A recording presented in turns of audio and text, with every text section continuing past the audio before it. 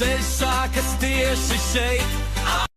Tātad, kustību uzsākt mēs jau esam iemācījušies, un tagad mēs apskatīsim variantu, kā tad mēs varam pārslēgt pārnesumus un veikt pātrinājumu. Lai mēs jau zinām, lai uzsākt kustību, mums ir nepieciešams pirmais pārnesums. Galvenā nianse – cenšamies strādāt ar ātrumu pārslēgu ar atvērtu plaukstu. Tātad, nesaķeram pārslēgu, atvērta plauksta, vairāk plaukstas pamatne, piespiežam pārslēgu pie sevīm, un viegli pastumjam uz priekšu. Būs pirmais pārnesums. Tieši tādā principā notiek arī pārslēgšanās uz otro. Tātad divas daļas līdz neitrālajam pārnesumam un uz atpakaļ. Sekojam līdzi, lai plauksta paliek ārpusē un ir atvērta. Ja? Tātad atceramies, nesaķeram ātrumu pārslēgu. Un veicam brīvu kustību. Kustība ir pleca locītavā. Nestrādājam ar plaukstas locītavu. Ir redzēti bieži varianti, ka mēs gribam tomēr veikt to kustību ar plaukstas locītavu, kas nav vērti. Ja, tad brīva kustība, elkonī un plecā. Trešais, ceturtais pārnesums. Vislabākais variants būs pielietojam vienkārši taisni plaukstu, pastumjam uz neitrālo. Ātruma pārslēgs pats nocentrēsies, viņam ir atspera, kas nocentrē ātruma pārslēgu vienmēr pozīcijā starp 3. un 4. pārnesumu. Un tālāk mums atliek viņu tikai viegli pastumt uz priekšu un būs 3. pārnesums. Tieši tādā veidā pavelkam viņu uz atpakaļ. 1, 2, divas kustības. Tātad 3., neitrālais, 4. Tad, kad mums vajag pārslēgt uz 5. pārnesumu, mums vajag plaukstu sagriezt no sevīm. Pastumjam uz neitrālo un no sevīm un uz augšu.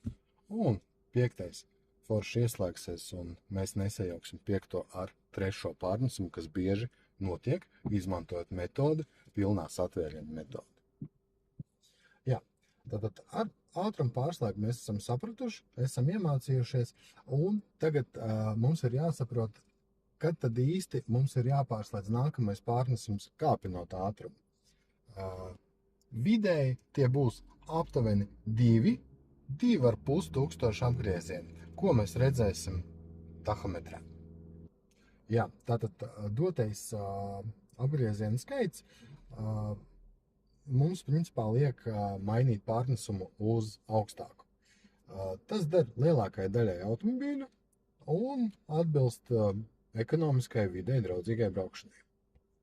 Jā, un tagad pamēģināsim izbraukt un apskatīties, kādas darbības tad mums būs jāveic ar pedāļiem, pārslēdzot pārnesumus.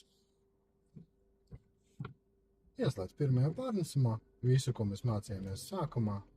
Sākumā ir gāzes pedāls, palielina apgrieziens un paceļ sajūgu un notur līdz automobiles pārliecinoši uzsāk kustību, palaiž vaļā. Sagaidi taisno posmu. Pirmā darbība, kas mums būs jādara, mums ir jānospiež sajūgs līdz galam.